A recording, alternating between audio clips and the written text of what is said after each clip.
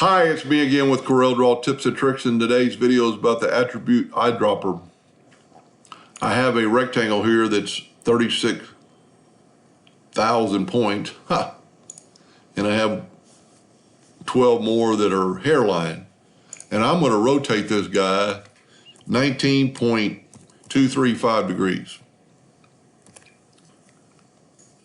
19.325.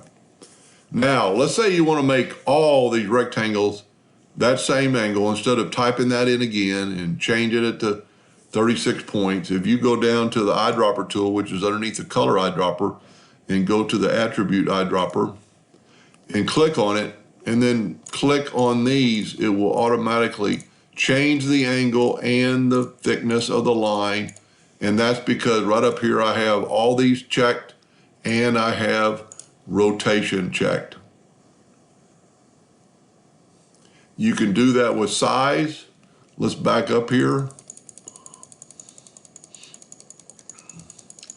And let's make this box a little smaller.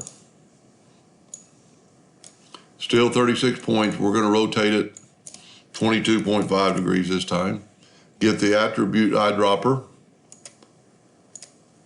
Make sure we check on size.